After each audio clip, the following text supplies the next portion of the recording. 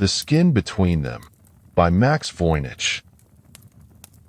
I remember the first time Pete said it, as if he'd been thinking it for a long time, as if it wasn't just the booze talking, said it like it was a matter of fact, a truth, not an opinion. I want to crawl out of my own skin.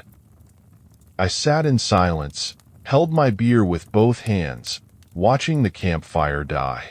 The night was loud, and for a while I let the noise wash over me. Cicadas, birds, a small rustling in the leaves. I didn't know what to say, to be honest. His daughter had died a year ago, in a car crash that he'd survived.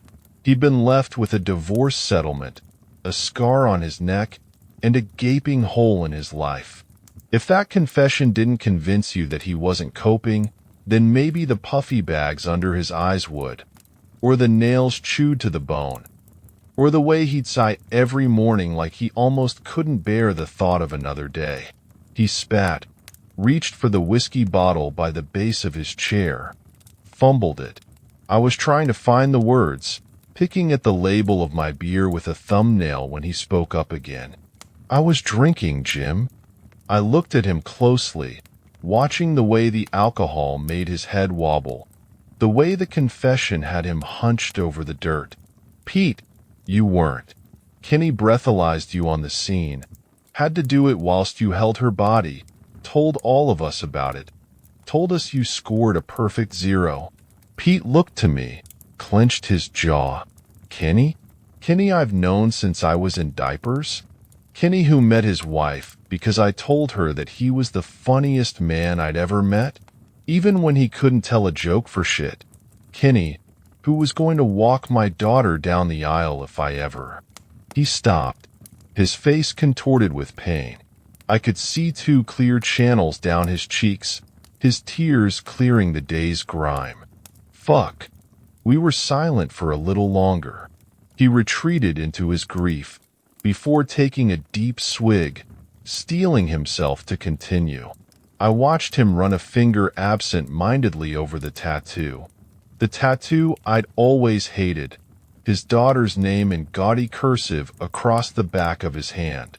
I remembered the day he'd got it, told me that the tattoo artist wouldn't do names on principle, but that when he explained that it was his little girl, and that because of her he was 6 months clean, the guy practically had no choice. He spoke again, quieter this time. "I was drinking, Jim. 5, maybe 6 beers. I thought I'd be fine." Another pause. "I'm too scared to die. I'm a coward like that. Always have been. I just wanted to stop. I want to crawl out of my own skin." He stood up and staggered to bed. I thought there'd have been more, if I'm honest, but that seemed to be it. He seemed to be content with just letting me know, almost as if he was saying it to himself, as if it was important that he verbalized it. I had a hard time sleeping myself. First, I had to try and ignore the sounds of Pete's grief, rustling my sleeping bag, noisily taking a piss, doing all the zips I could find. I could tell he was trying to hold it in, but sometimes it would burst out, and it's an ugly thing, hearing a grown man sob. Second, once I had settled for the night, I was left with the thought that there was something weird about the trail. My father-in-law had said it was skinwalker territory, although I didn't much know what that meant. Something bad, I suppose. Something dangerous.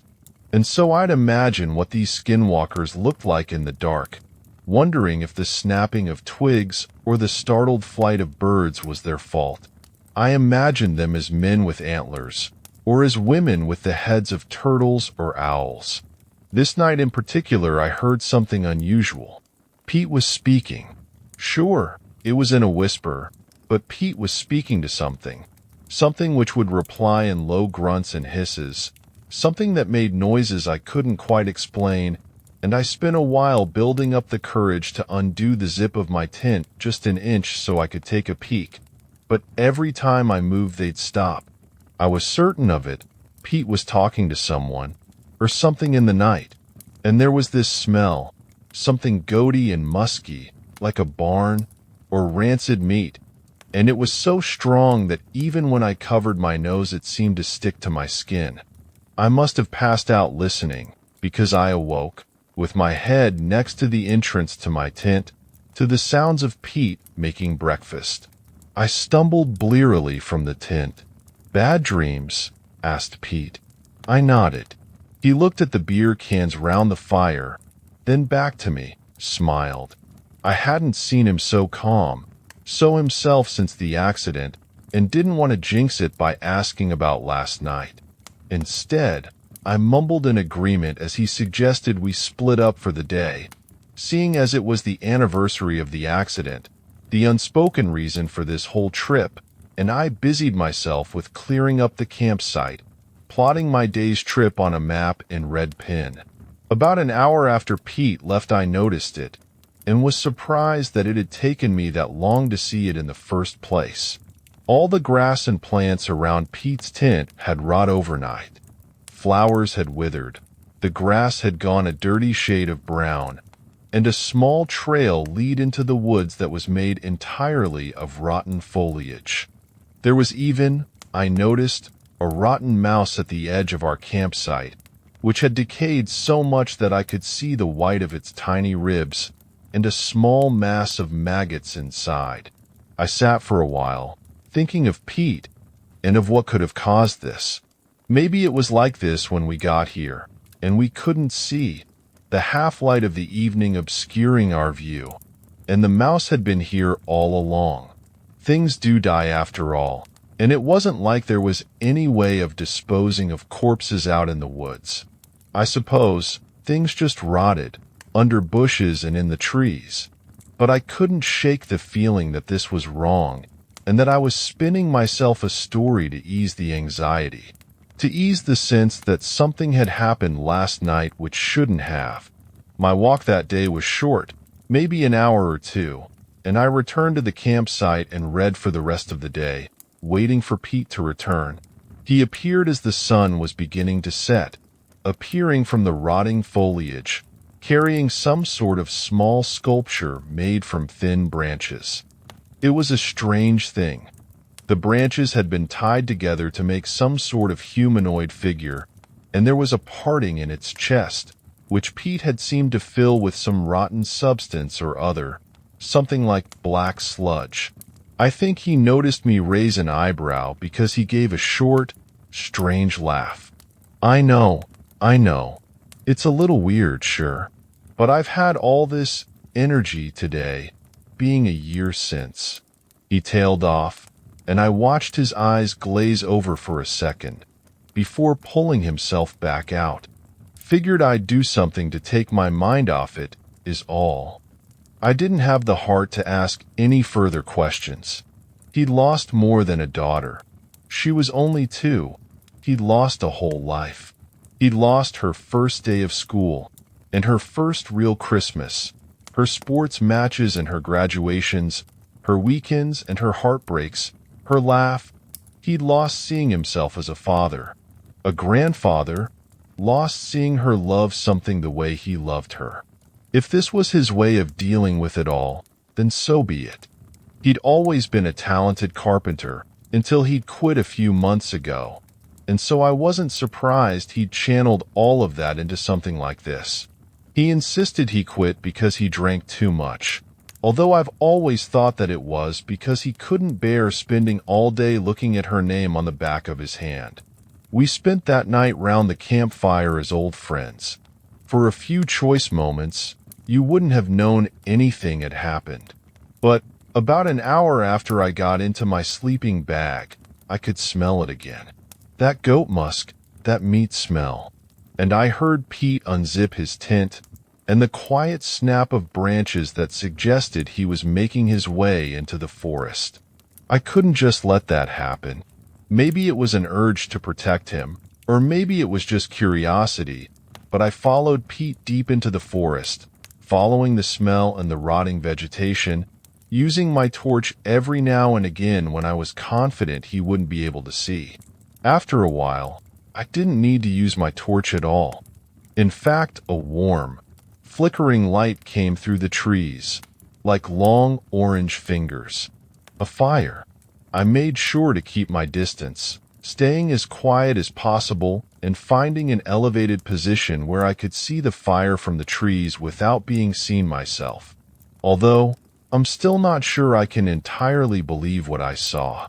There, in a clearing, stood Pete, naked as the day he was born, and around the fire were dark figures, shapes I couldn't recognize, shapes that shifted and made and unmade in the light, shapes that I knew were watching him, and he was speaking to them, under his breath, eyes wide, his little wooden figure in his hands, and as he spoke he got faster and faster, and I could see the whites of his eyes begin to shrink, and the figures grew closer, leaping into the spaces the shadows afforded them, and he took one deep, final breath before throwing the figure in the fire.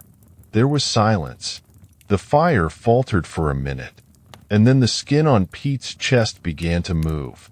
It began to move as if it were a thin fabric being pressed from the other side, stretching outwards, as if something from inside was testing it, and Pete opened his mouth and his tongue was black, and I could see now that it was hands that were pressing against the skin of his chest, until the skin tore, and instead of blood, 5 black fingers emerged, and they pulled the rest of the skin like cloth, tearing it, revealing more black. It was like a balloon deflating in slow motion. It was unlike anything I had ever seen, or have ever seen since. Some small and hunched figure, the color of an oil slick, the same deep black and with the same shimmer, was tearing its way out of Pete's body, limb by limb, clambering out of the hole in his chest, tearing his belly the way you'd gut a rabbit, until there was enough room for its leg to reach out, and another leg, and finally it forced the top of its head through the bottom of what was Pete's throat, and his skin collapsed in a heap behind it. The figures around the edge of the fire suddenly burst into a frenzy of noise, metallic and wet and animal all at once, and I could see their shapes for fractions of a second. Figures with needle teeth and antlers, women with mouths for breasts and bare heads, squat 4-legged figures that were dripping with scales, and figure after figure that were comprised of things I could not name. The thing that was Pete, the black, hunched figure, let out a scream. The borders of this figure were uncertain and shifting, like they were made of TV static. It moved around on all fours, and after sniffing the skin it had left behind, bounded into the forest. There was silence for a while, as the figures round the fire dissipated. I did not sleep for the rest of the night. When people ask me now, 10 years later, what happened to Pete, I tell them that he wandered off into the night on a hike. It's not a complete lie, and there's a sort of comforting finality in it for some people. They can believe it, that Pete was overcome by grief and walked until he collapsed, or was taken by some wild animal, or fell into some natural gorge that he couldn't climb out from. They sigh and shake their heads, and some will even go so far as to give me a look like I'm not telling the whole truth, but they accept it. What I don't tell them, what I don't even tell my wife, is that I spend the month before the anniversary of her death at yard sales in other cities. I pose as a new parent, or increasingly as I get older, a grandparent, and I buy baby clothes. I tell my family I'm taking a week to remember Pete, to follow the same trail as we did the last week we had together. Maybe they think I'm still looking for him. Maybe they think it's my own way of dealing with it all. Regardless, they ask few questions and let me go. And every year, on the anniversary of her death, and, I suppose, his, I make my way to the charred remains of that campfire, and I place a bundle of baby clothes on the black dirt, and I wait and I watch as night falls, and my eyes gradually adjust to the dim light of the stars and the moon. A small black figure emerges from the undergrowth. I watch in silence as the thing that was Pete takes the baby clothes in its arms and holds them until morning. holds them until they turn threadbare in its arms, until, like the grass and the plants and the mouse, they rot.